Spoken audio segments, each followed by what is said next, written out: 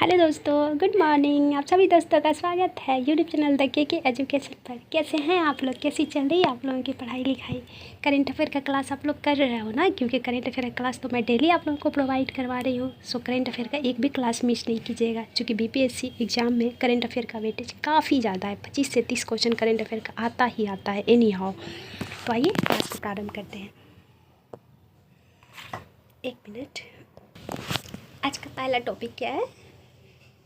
पहली निजी helicopter assembly line Karnataka में। ठीक है, टाटा एडवांस सिस्टम लिमिटेड और यूरोपीय एरोस्पेस दिग्गज एयरबेस देश की पहली निजी, देखिए पहली है यहाँ पर, बहुत इंपॉर्टेंट हो जाएगा ये क्वेश्चन। ठीक है, नेतृत्व वाली हेलीकॉप्टर फाइनल असेंबली लाइन स्थापित करने के लिए हाथ मिलाया है। किसने?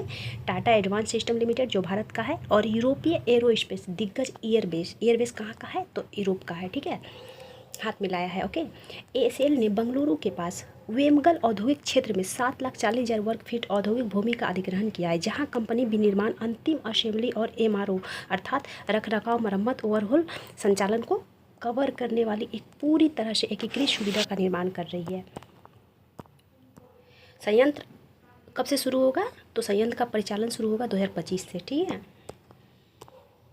आइए नेक्स्ट क्या टॉपिक है? आईगोट क्रमयोगी भारत द्वारा संचालित और प्रबंधित डिजिटल लर्निंग प्लेटफॉर्म आईगोट क्रमयोगी प्लेटफॉर्म ने पूरे भारत में 1 करोड़ पंजीकृत सिविल सेवकों को पार कर लिया है, जो जनवरी 2023 तक 3 लाख उपयोगकर्ताओं से 30 गुना वृद्धि को दर्शाता है। 2 वर्ष से अधिक है। अब तक प्लेटफॉर्म पर पंजीकृत सिविल सेवकों की अपेक्षाकृत अधिक संख्या वाले शीर्ष 5 राज्य कौन कौन से हैं? बिहार, आंध्र प्रदेश, मध्य प्रदेश, राजस्थान और उत्तर प्रदेश।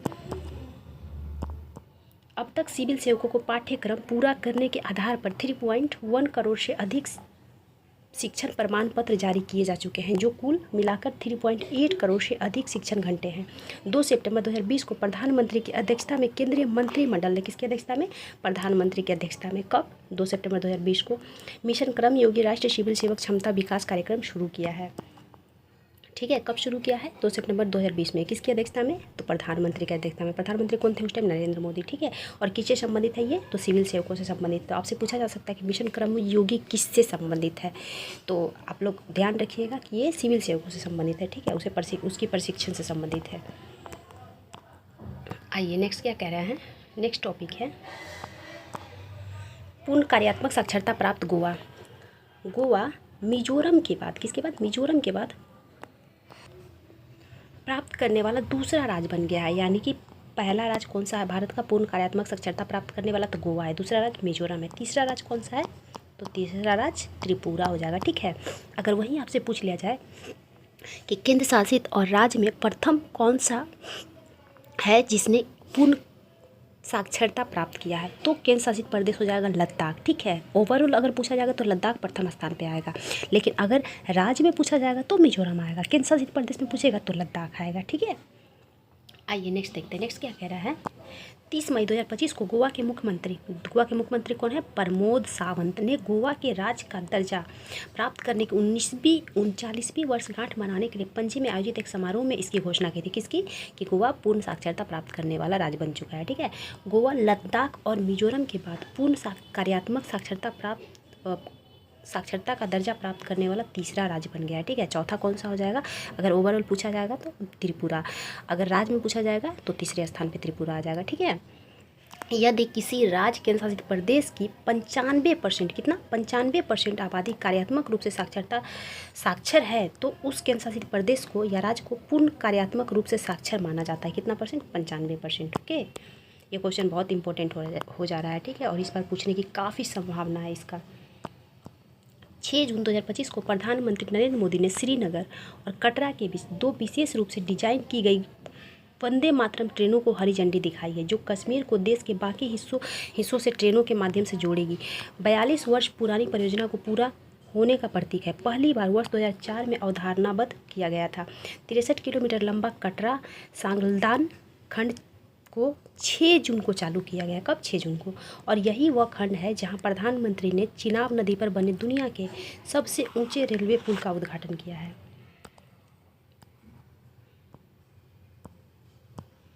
क्या किया है? उद्घाटन किया है। यह 272 किलोमीटर लंबा है। कितना है? 272 किलोमीटर लंबा उधमपुर श्रीनगर बारामूला रेल लिंक परियोजना में एक महत्वपूर्ण कड़ी है। इससे पहले 272 किलोमीटर लंबी उधमपुर श्रीनगर बारामूला रेल लाइन के आखिरी हिस्से में से 118 किलोमीटर का काजीगुंड बारामूला खंड अक्टूबर 2009 में चालू किया गया था। ठीक है, आइए देखते हैं। लगभग एक 1400 करोड़ रुपए की लागत से बना चिनाब पुल दुनिया का सबसे ऊंचा रेल और आर्च ब्रिज है, जिसकी नदी तल से डॉक की ऊंचाई कितनी है? 359 मीटर है। कितनी है? 329 मीटर है, जो पेरिस के प्रतिष्ठित एफिल टावर से 35 मीटर ऊंचा है। कितना? 35 मीटर ऊंचा है। 1365 मीटर लंबा स्टील आर्च और कंक्रीट का ढांचा, जिसमें 530 मीटर का अप्रोच ब्रिज और 785 मीटर का डेक आर्च ब्रिज शामिल है। रियासी जिले में बक्कल और कौरी के बीच बना यह पुल जोन 5, कौन सा भूकंपीय क्षेत्र जोन 5 में आता है, जो एक प्रमुख भूकंपीय क्षेत्र है जिसमें भूगर्भीय संरचना खंडित है। कोंकण रेलवे कॉरपोरेशन की देखरेख में पुल के डिजाइन और निर्माण का काम एक संयुक्त उद्यम को दिया गया था, जिसमें एफकॉन्स इंफ्रास्ट्रक्चर, दक्षिण कोरिया स्थित अल्ट्रा कंस्ट्रक्शन एंड इंजीनियरिंग और कंपनी BSL इंडिया शामिल था, जबकि फिनलैंड स्थित WSP ग्रुप और जर्मनी स्थित लियोनहार्ड एंड्रा एंड पार्टनर्स ने क्रमशः इसके वायडक्ट और नींव और मेहराब को डिजाइन किया है। भारतीय विज्ञान संस्थान बेंगलुरु ने इसकी नींव सुरक्षा के लिए एक डिज़ाइन तैयार किया है। ठीक है, भारतीय प्रौद्योगिकी संस्थान दिल्ली ने ढलान की स्थिरता का विश्लेषण किया है। तो इसमें इतने सारे लोग इंक्लूड हैं इसके निर्माण में। IIT दिल्ली और रुड़की ने भूकंपीय विश्लेषण किया है, जबकि रक्षा अनुसंधान और विकास DRDO की स्थापना कब हुई थी? तो 1 जनवरी 1958 को DRDO का स्थापना हुआ था। ठीक है, विश्लेषण किया है किसने? तो रक्षा अनुसंधान और विकास संगठन DRDO ने पुल विस्फोट रोधी बनाने में मदद की है। स्टील अथॉरिटी ऑफ इंडिया ने स्टील मुहैया कराया है और स्विस कंपनी मैगोवा ने पुल के लिए गोलाकार स्टॉपर बियरिंग की आपूर्ति की है। हालांकि ये सब नहीं पूछेगा, फिर भी एक नज़र में पढ़ते जाते हैं, क्या ही दिक्कत है। जिसमें 26 किलोमीटर लंबी मोटर योग्य सड़कों के लिए 28,660 मीट्रिक टन स्टील का निर्माण शामिल था। पुल के लिए परिष्कृत टेक्ला सॉफ्टवेयर का इस्तेमाल किया गया है, जो इमारतों या बुनियादी ढांचा परियोजनाओं के 3D मॉडल बनाता है। इसकी आयु 120 वर्ष है और यह 100 किलोमीटर प्रति घंटा की गति से चलने वाली ट्रेनों को संभाल सकता है। ये सब इसकी विशेषता है। ठीक है, यह रिएक्टर स्केल पर 8 की तीव्रता तक भूकंपों को झेल सकता है। कितनी? 8 की तीव्रता वाले भूकंप को ये झेल सकता है। इसके अलावे 40 टन TNT के बराबर उच्च तीव्रता वाले विस्फोटों को भी झेल सकता है। इसकी स्टील संरचना 20 डिग्री सेल्सियस तक के तापमान और 266 किलोमीटर प्रति घंटे की हवा की गति को भी झेल सकता है।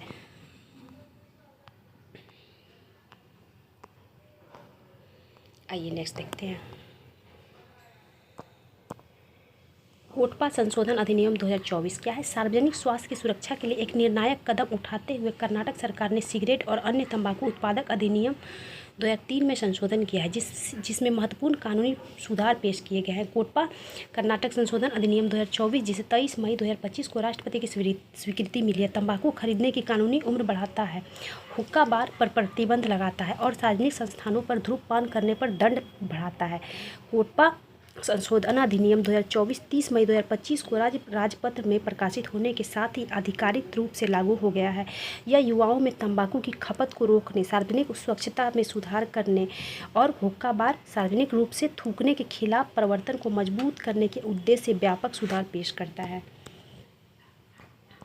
इसकी विशेषता क्या है, ये देखते हैं। कानूनी उम्र बढ़ाई गई है। तंबाकू खरीदने की न्यूनतम उम्र 18 वर्ष से बढ़ाकर कितना कर दी गई है? 21 वर्ष कर दी गई है। ठीक है।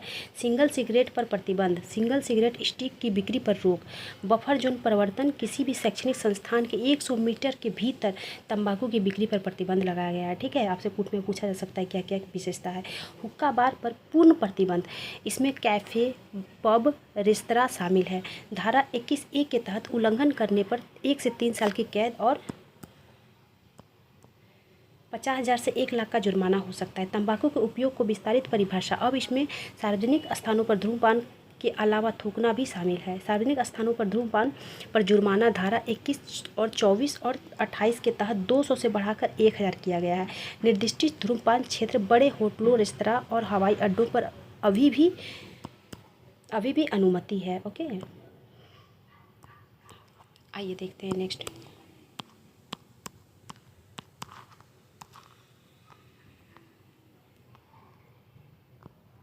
लद्दाख की 5 भाषाओं को अधिकारिता। आइए देखते हैं, ये क्वेश्चन भी इस बार के लिए बहुत इंपॉर्टेंट हो जा रहा है। राष्ट्रपति द्रौपदी मुर्मू ने केंद्र शासित प्रदेश लद्दाख के नियमों और विनियमों में संशोधन करने के लिए अध्यादेशों की एक श्रृंखला जारी की है। इसकी आधिकारिक भाषा नीति सरकारी नौकरियों में आरक्षण और अधिवास आवश्यकताओं को बदलते हुए लद्दाख स्वायत्त पहाड़ी विकास परिषद ने महिलाओं के लिए 1/3 कोटा प्रदान किया है। लद्दाख आधिकारिक भाषा विनियमन 2025 पर अध्यादेश ने अंग्रेजी, हिंदी, उर्दू, भोटी और पुर्गी, भोटिया और पुर्गी को केंद्र शासित प्रदेश लद्दाख की आधिकारिक भाषा बनाया है। तो कौन कौन से 5 भाषा है? अंग्रेजी है, हिंदी है, उर्दू है, भोटिया है, पुर्गी है, ठीक है, को आधिकारिक भाषा बना दिया है।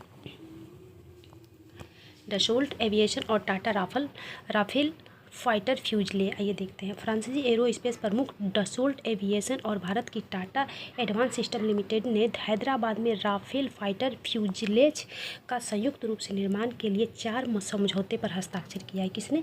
फ्रांसीसी एरोस्पेस प्रमुख डसोल्ट और भारत की टाटा ने, ठीक है, समझौता किया है, जो फ्रांस के बाहर पहली बार, फिर पहली आ रहा है, इंपॉर्टेंट हो जा रहा क्वेश्चन, ठीक है, फ्रांस के बाहर पहली बार महत्वपूर्ण घटक के उत्पादन को चिन्हित करेगा। कहाँ इसका कंपनी बैठाया जाएगा? तो हैदराबाद में, ठीक है, कहाँ? हैदराबाद में चिन्हित करेगा। यह अप्रैल में भारत द्वारा ओमनी रेल जेट के 26 समुद्री वेरिएंट हासिल करने के लिए किए गए 63,867 करोड़ रुपए, लगभग कितना हो जाएगा? 7 बिलियन के सौदे का हिस्सा है। कितना है? 63,867, ओके, हिस्सा है। अंतर सरकारी सौदे के तहत 26 राफेल एमजेट वर्ष 2028 से 30 के अंतर सरकारी 2028 से 30 के समय सीमा में वितरित किए जाएंगे। आइए नेक्स्ट देखते हैं। राजा सुहेलदेव के स्मारक उत्तर प्रदेश में, ओके, 10 जून 2025 को मुख्यमंत्री योगी आदित्यनाथ ने बहराइच महाराज सुहेलदेव के भव्य स्मारक का उद्घाटन किया है। प्रधानमंत्री नरेंद्र मोदी ने 16 फरवरी 2021 को वीडियो कॉन्फ्रेंसिंग के माध्यम से महाराजा सुहेलदेव स्मारक चित्तौड़ झील के विकास कार्यों की आधारशिला रखी थी, वर्चुअल माध्यम से, ठीक है। वर्ष 2025 पद्म श्री पुरस्कार से सम्मानित मूर्तिकार राम सुतार, कौन? मूर्तिकार राम सुतार हैं, द्वारा तैयार की गई 17 टन वजनी महाराजा सुहेलदेव की 40 फुट की कांस्य प्रतिमा है। सुतारदेव और किसका प्रतिमा बनाए थे? आप लोगों को ध्यान आ रहा है? बिल्कुल, ये बनाए थे वल्लभ भाई पटेल का प्रतिमा भी राम सुतार ही बनाए हैं। तो क्या कह रहा है? कितना फुट? 40 फुट कांस्य प्रतिमा है। सुहेलदेव भारतीय समाज पार्टी के प्रमुख ओम प्रकाश राजभर ने कहा है, क्या कहा है? भारतीय समाजवादी पार्टी के प्रमुख ओम प्रकाश राजभर ने कहा है कि उनकी पार्टी 10 जून को महाराजा सुहेलदेव की आक्रांताओं पर विजय के सम्मान में विजय दिवस मनाएगी। 9 जून 2025 को केंद्रीय पर्यावरण मंत्री ने मनजिंदर सिंह सिरसा ने घोषणा की है कि दिल्ली सरकार ने उत्तरी दिल्ली की होलंबी कला में भारत का पहला इलेक्ट्रॉनिक कचरा इको पार्क विकसित करने की परियोजना शुरू की है। कहाँ पर? दिल्ली के होलंबी कला में भारत का पहला इलेक्ट्रॉनिक कचरा ई वेस्ट, ठीक है, पार्क विकसित करने की परियोजना शुरू की है। दिल्ली राज्य औद्योगिक और अवसंरचना विकास निगम पार्क बनाने के लिए दुनिया के सर्वश्रेष्ठ हरित प्रौद्योगिकी भागीदारों को आमंत्रित करने के लिए एक वैश्विक निविदा जारी करे। दिल्ली सरकार के एक बयान के अनुसार 11.4 करोड़ में फैली यह सुविधा 15 साल की रियासत अवधि के लिए सार्वजनिक निजी भागीदारी के आधार पर डिजाइन, निर्माण, वित्त संचालन और हस्तांतरण और मॉडल के तहत बनाई जाएगी। कितने साल? 15 साल की रियायत। निकल गई। और अंतिम, एक मिनट, दूसरा टॉपिक क्या है? दूसरा टॉपिक है आईएनएस गुलदार में भारत का पहला अंडर वाटर म्यूजियम। ये भी बहुत इंपॉर्टेंट हो जा रहा है इस बार के लिए, ठीक है, इसे भी वीवीआई लिख लीजिए। 10 जून 2025 को भारतीय नौसेना के एक निष्क्रिय लैंडिंग शिप टैंक आईएनएस गुलदार के इर्द गिर्द भारत का पहला अंडर वाटर म्यूजियम और कोरल रीफ बनाने की परियोजना सिंधु दुर्ग में शुरू किया गया है। कहाँ? सिंधु दुर्ग में। महाराष्ट्र के मुख्यमंत्री, ये कहाँ बनाया जाएगा? महाराष्ट्र में बनाया जाएगा, ठीक है। तो भारत का पहला अंडर वाटर म्यूजियम कहाँ बनाया जाएगा? कोरल रीफ भी है महाराष्ट्र में, ठीक है। मुख्यमंत्री देवेंद्र फडणवीस ने वर्चुअली समारोह में भाग लिया है। और महाराष्ट्र के कहाँ बनाया जाएगा? तो सिंधु दुर्ग में, ओके, याद रखिएगा। इस परियोजना के दिसंबर 2025 वर्ष 2026 की शुरुआत तक पूरा होने की उम्मीद है। नेक्स्ट क्या है? संरक्षण जीव विज्ञान डॉक्टर संजय गुब्बी के नेतृत्व में होलेमाथी नेचर फाउंडेशन द्वारा 1 साल तक चलाए गए कैमरा ट्रैप सर्वेक्षण से पता चला है कि बेंगलुरु के आसपास के जंगलों और झाड़ियों में अनुमानित 80 से 85 जंगली तेंदुए हैं। फाउंडेशन के एक बयान के अनुसार इसके साथ ही बेंगलुरु अब मुंबई की लगभग 54 तेंदुए की परिलेखित आबादी को पार कर गया है और सबसे अधिक ज्ञात मुक्त विचरण करने वाली बड़ी बिल्लियों वाला बड़ा महानगर भी बन गया है, ठीक है। कौन? बेंगलुरु। यह एकमात्र ऐसा महानगर भी है जिसके किनारे पर अभी भी बाघ, तेंदुए, ढोल, हाथी, गौर सांभर, अन्य बड़े स्तनधारियों का समूह है। आइए नेक्स्ट क्वेश्चन को देखते हैं। एयर इंडिया का विमान दुर्घटना, ये बहुत ही दुख भरी दुर्घटना रहा 2025 का। 12 जून 2025 को एयर इंडिया द्वारा संचालित लंदन जाने वाला बोइंग ड्रीमलाइनर विमान जिसमें 242 लोग सवार थे, अहमदाबाद हवाई अड्डे के पास उड़ान भरने के कुछ ही समय बाद, बोला जाता है कि बस 2 से 4-5 सेकंड के बाद ही, कि 15 सेकंड के बाद ही, कुछ समय बाद ही दुर्घटनाग्रस्त हो गया था, जो संभवतः देश में लगभग 3 दशकों में सबसे घातक हवाई दुर्घटनाओं में से एक है। इस घटनाओं में केवल एक व्यक्ति ही जीवित बचा था, बाकी सारे लोग मर गए थे। विमान ने अहमदाबाद से दोपहर 1:39 में रनवे से 23 से उड़ान भरे हैं। कितना? 1:39 में, मतलब 1:39 में उड़ान भरी। नागरिक उड्डयन महानिदेशालय ने द्वारा साझा किए गए विवरण के अनुसार यह उड़ान भरने के 5 मिनट बाद ही, ये 5 मिनट बहुत बता रहे हैं, कुछ सेकेंड के बाद ही दुर्घटनाग्रस्त हो गया था। टाटा समूह ने प्रत्येक पीड़ित के परिजनों को 1 करोड़ रुपए देने की घोषणा की है।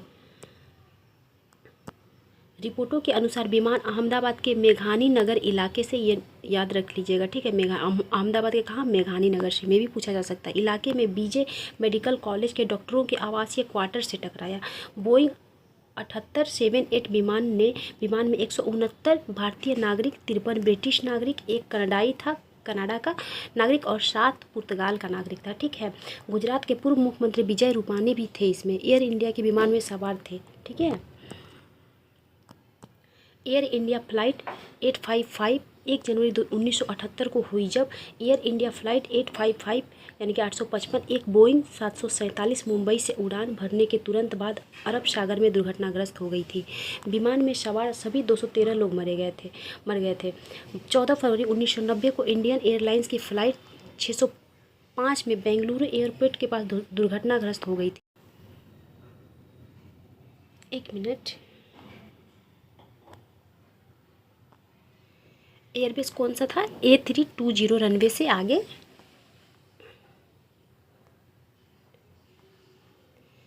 एक मिनट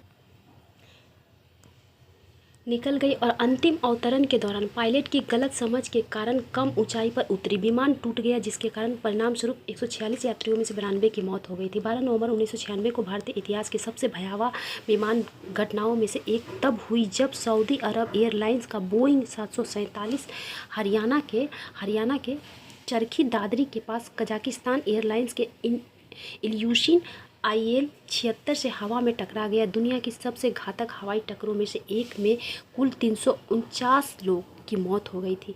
22 मई 2010 को दुबई से मंगलोर जा रही air India express flight 812 runway से आगे निकल गई और घाटी में गिर गई।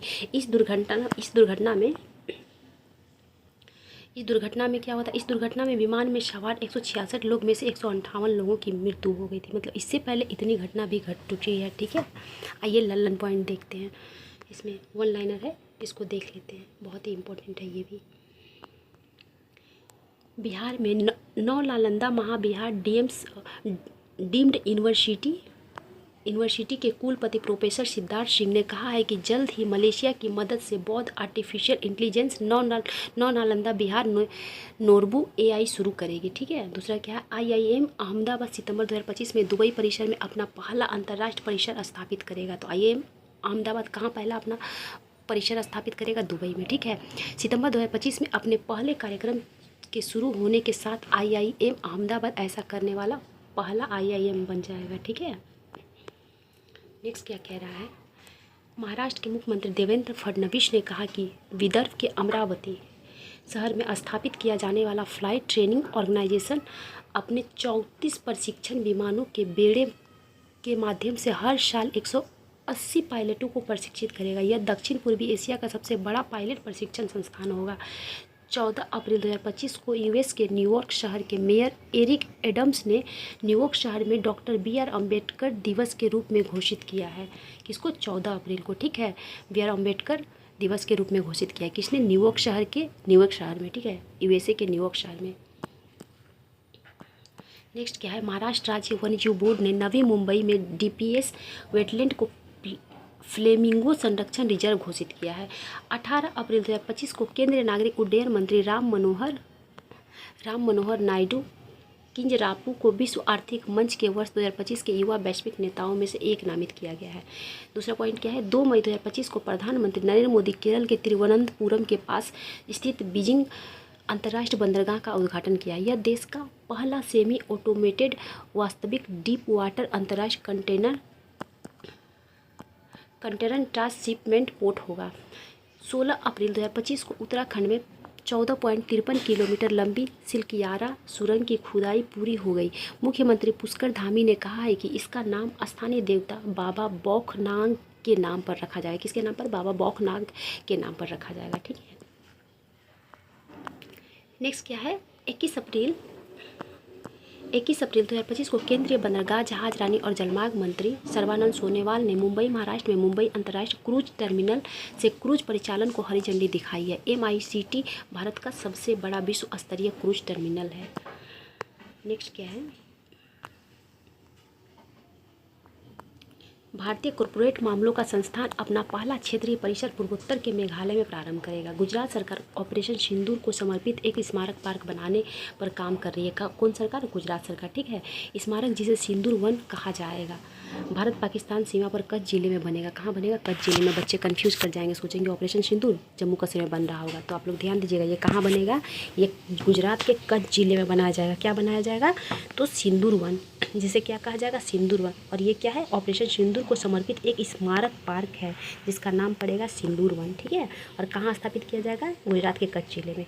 केंद्रीय मंत्री राजीव रंजन सिंह ने सिक्किम राज्य में जैविक मत्स्य पालन और जलीय कृषि के विकास के लिए सोरेंग जिले में भारत में अपनी तरह का पहला जैविक मत्स्य पालन का क्लस्टर को लॉन्च किया है।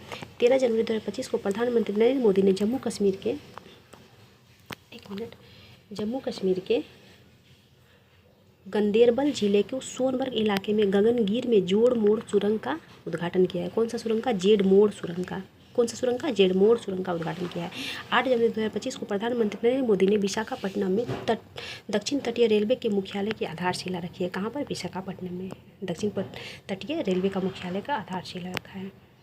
भारतीय कृषि अनुसंधान परिषद, राष्ट्रीय पशु अनुवांशिक संसाधन ब्यूरो करनाल हरियाणा ने हिमालय की एक स्वदेशी कुत्ते की नस्ल गड्डी को मान्यता दी है। किसको? नस्ल गड्डी को मान्यता दी है। ठीक है।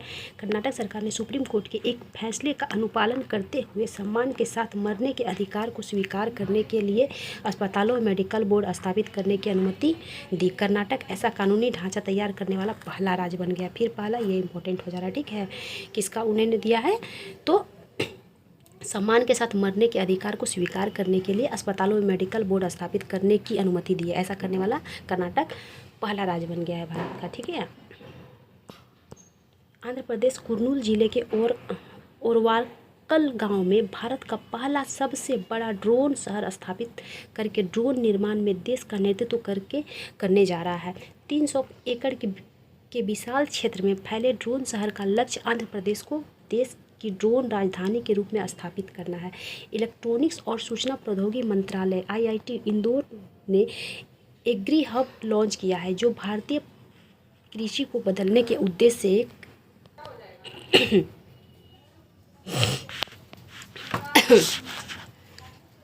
पता नहीं वीडियो कहाँ से रुक गया था, ये देखते हैं। शायद यहाँ से वीडियो रुक गया था ना क्या, एक मिनट। भारतीय कृषि अनुसंधान परिषद, राष्ट्रीय पशु अनुवांशिक संसाधन ब्यूरो करनाल हरियाणा ने हिमालय की एक स्वदेशी कुत्ता की नस्ल की गड्डी को मान्यता दी है। ठीक है। कर्नाटक सरकार ने सुप्रीम कोर्ट के एक फैसले का अनुपालन करते हुए सम्मान के साथ मरने के अधिकार को स्वीकार करने के लिए अस्पतालों में मेडिकल बोर्ड स्थापित करने की अनुमति दी है। ऐसा करने वाला ये पहला राज्य हो जाएगा। ठीक है। आंध्र प्रदेश कुर्नूल जिले के ओरवाकल गाँव में, कौन सा गाँव में, ओरवाकल गाँव में, कौन सा, ओरवाकल गाँव में भारत का पहला सबसे बड़ा ड्रोन शहर स्थापित करके ड्रोन निर्माण में देश का नेतृत्व करने जा रहा है।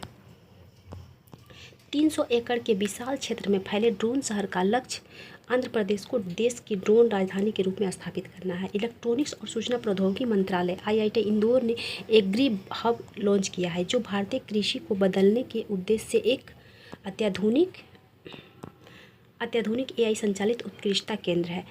बोत्सवानावासी अक्षर पुरुषोत्तम स्वामी नारायण संस्थान ने जोहान्सबर्ग में दक्षिण अफ्रीका में दक्षिणी गोलार्ध के सबसे बड़े हिंदू मंदिर का उद्घाटन किया है।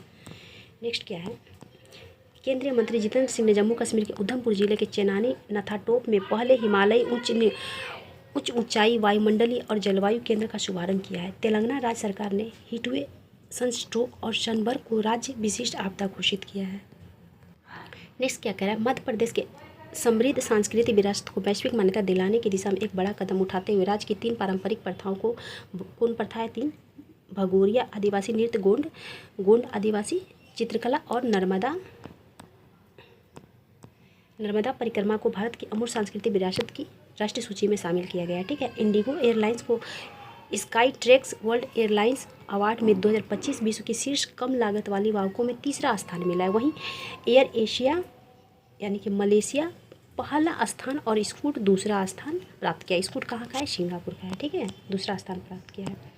संयुक्त राष्ट्र महासभा ने प्रत्येक वर्ष 4 दिसंबर को एक तरफा जबरदस्ती उपायों के खिलाफ अंतर्राष्ट्रीय दिवस के रूप में मनाने का प्रस्ताव किया है। कब से, 4 दिसंबर को। ठीक है। नेक्स्ट क्वेश्चन क्या है, नेक्स्ट है, करता है जो वर्तमान अंतरिक्ष क्षेत्र में स्पेस, अच्छा यहाँ का छूट गया है, 1 मिनट शायद छूट गया है, हाँ छूट गया है। बिहार राज्य चुनाव आयोग ने शहरी चुनावों के लिए मोबाइल आधारित ई-वोटिंग प्रणाली की शुरुआत की है, जिससे बिहार इस तरह की अत्याधुनिक समावेशी मतदान प्रक्रिया अपनाने वाला पहला भारतीय राज्य बन गया है। कौन पहला भारतीय राज्य बन गया है, तो बिहार पहला भारतीय राज्य बन गया है। ठीक है। 14 से 15 जून 2025 को एस्ट्रोनॉटिकल सोसाइटी ऑफ इंडिया ने भारतीय राष्ट्रीय अंतरिक्ष संवर्धन और प्राधिकरण केंद्र भारतीय अंतरिक्ष अनुसंधान संगठन यानी कि इसरो के सहयोग से तमकुही राज्य कुशीनगर उत्तर प्रदेश में रकाबा जंगल पट्टी सेवरही में एक मॉडल रॉकेट के लिए लॉन्चर सिस्टम सत्यापन परीक्षण, 1 मिनट, क्या किया है, सत्यापन परीक्षण के लिए सफल परीक्षण किए हैं। इसरो ने पहली बार उत्तर प्रदेश से रॉकेट का सफलतापूर्वक प्रक्षेपण करके 1 मील का पत्थर हासिल किया है। स्टूडियो इक्सोसोरस, कौन सा है, स्टूडियो इक्सोसोरस के संस्थापक और क्रिएटिव डायरेक्टर सुरेश एरियात को फिल्मी देसी ऊन, किस लिए, फिल्मी देसी ऊन ने फ्रांस में एनेसी इंटरनेशनल एनिमेशन फेस्टिवल 2025 में सर्वश्रेष्ठ कमीशन फिल्म के लिए जूरी पुरस्कार जीतकर भारतीय एनिमेशन को अंतर्राष्ट्रीय ख्याति दिलाई है। इसे एनिमेशन का ऑस्कर माना जाता है। क्या माना जाता है, इसे एनिमेशन का ऑस्कर माना जाता है। किसे मिला है, देसी ऊन को। ठीक है। कौन सा फिल्म, देसी ऊन को। ठीक है। भारत सरकार ने चल रहे इजराइल ईरान युद्ध के कारण ईरान में फंसे भारतीय नागरिकों को निकालने के लिए कौन सा ऑपरेशन चलाया था, तो ऑपरेशन सिंधु चलाया था। कहाँ से निकालने के लिए, ईरान से। ईरान में जो फंसे भारतीय थे उसे निकालने के लिए ऑपरेशन सिंदूर चलाया गया था। ठीक है। भारतीय नागरिकों को निकालने के लिए ऑपरेशन सिंदूर चलाया गया था। 17 जून 2025 को केरल उच्च न्यायालय ने सभी सरकारी समारोहों और निजी समारोहों में 5 लीटर से कम क्षमता वाली पानी की बोतलों 2 लीटर से कम क्षमता वाली शीतल पेय की बोतलों, स्ट्रॉ, प्लेट, कप और कटलरी, क्या होता है भाई, कटलरी, सभी एकल उपयोग प्लास्टिक से बने कटलरी के उपयोग पर जो एकल उपयोग प्लास्टिक से बना हो पर प्रतिबंध लगा दिया गया है। ठीक है। 18 जून 2025 को कलकत्ता उच्च न्यायालय ने केंद्र सरकार को पश्चिम बंगाल में 1 अगस्त से महात्मा गांधी राष्ट्रीय ग्रामीण रोजगार गारंटी अधिनियम यानी कि मनरेगा के तहत काम फिर से शुरू करने का निर्देश दिया है। केंद्रीय सड़क परिवहन और राजमार्ग मंत्री नितिन गडकरी ने 18 जून 2025 को परेशानी मुक्त राजमार्ग यात्रा, कौन सा परेशानी मुक्त राजमार्ग यात्रा के लिए 3000 कितने 3000 रुपये के फास्टैग आधारित वार्षिक पास की घोषणा की है। उन्होंने कहा है कि नई प्रणाली विशेष रूप से कार, जीप और वैन जैसे गैर वाणिज्यिक निजी वाहनों के लिए टोल प्लाजा के बारे में लंबे समय से चली आ रही चिंताओं को दूर करेगी। यह 15 अगस्त 2025 से प्रभावी होगी। कब से प्रभावी होगी? 15 अगस्त 2025 से प्रभावी होगी और 1 वर्ष या 200 टिप या क्रॉसिंग के लिए वैध होंगे जो भी पहले हो। असम के मुख्यमंत्री हिमंत बिस्वा शर्मा ने राज्य सरकार में शोधार्थियों को सहायता देने के लिए अभिनव मुख्यमंत्री जीवन प्रेरणा योजना शुरू की है।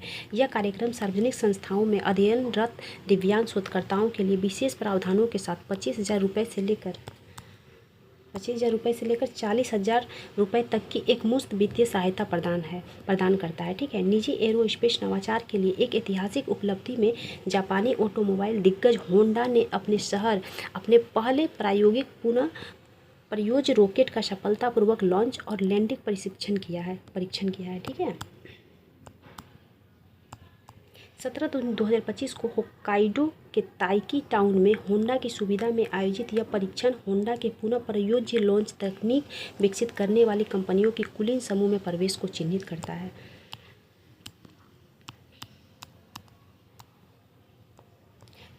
जो वर्तमान अंतरिक्ष क्षेत्र में स्पेस एक्स और ब्लू ओरिजिन जैसी कंपनियों के प्रभुत्व में है। ठीक है।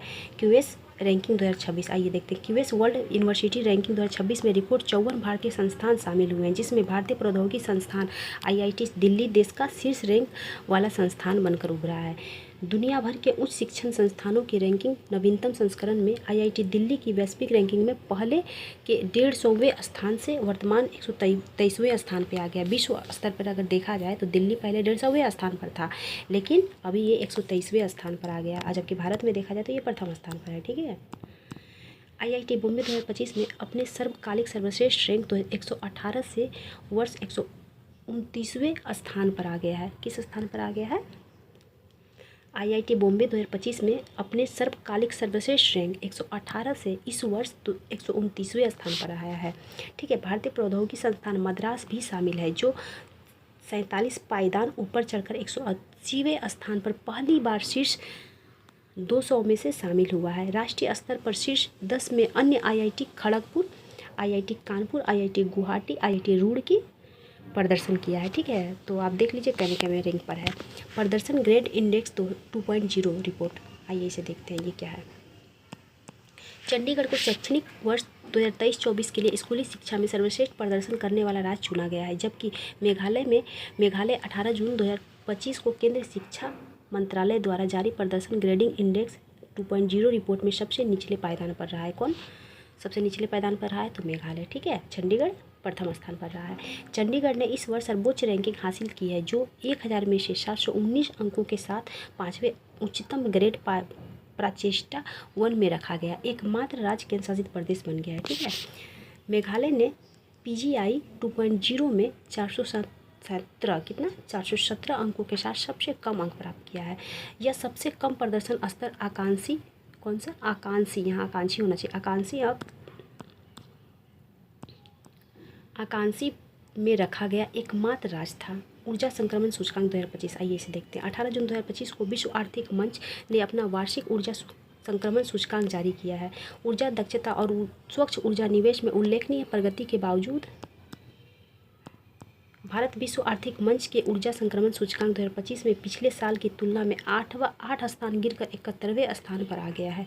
भारत वर्ष 2024 में 63वें स्थान पर था, इस बार गिर के 71वें स्थान पर आ गया है, जबकि इसने ऊर्जा निवेश क्षमता और दक्षता में उल्लेखनीय सुधार किया है।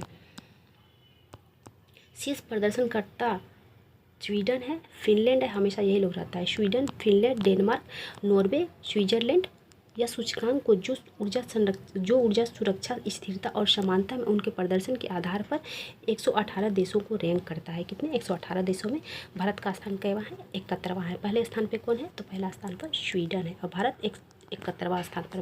पिछले साल कैवां स्थान पे था? तो 63वां स्थान पर था। ठीक है। UN वीमेन इन एग्जीक्यूटिव लीडरशिप रिपोर्ट, संयुक्त राष्ट्र द्वारा प्रकाशित UN वीमेन इन एग्जीक्यूटिव लीडरशिप रिपोर्ट के अनुसार 181 देशों में से 174 रैंक के साथ भारत को उन देशों की दूसरी सबसे निचली श्रेणी में रखा गया है जिनमें 2 से 9% महिला राजनीतिक नेता है। ठीक है। शीर्ष देश कौन सा है? निकारागुआ, फिनलैंड, आइसलैंड, लिक्टेनस्टीन, ये पता नहीं कौन सा देश है, पहली बार सुन रही हूँ, लिक्टेनस्टीन। अंतिम राष्ट्र कौन सा है? अजरबैजान, हंगरी, मार्शल द्वीप। पाकिस्तान, सऊदी अरब, तुर्कमेनिस्तान, तुवालू, वानुअतु, यमन, ये सब अंतिम स्थान पर है। भारत की भी स्थिति कोई खास नहीं है। तो आज का क्वेश्चन यही समाप्त होता है। ठीक है। मैं शायद, हाँ, ये सब तो मैं करवा ही दूँ, तो आप लोग देख लीजिएगा करेंट अफेयर का क्लास। ठीक है। अगर बीच में थोड़ी सी आवाज़ कहीं गुम हो गया होगा तो मैनेज कर लीजिएगा आप लोग, टेक्निकल प्रॉब्लम है, हो ही जाता है। Thank you so much. मिलते हैं अगले वीडियो।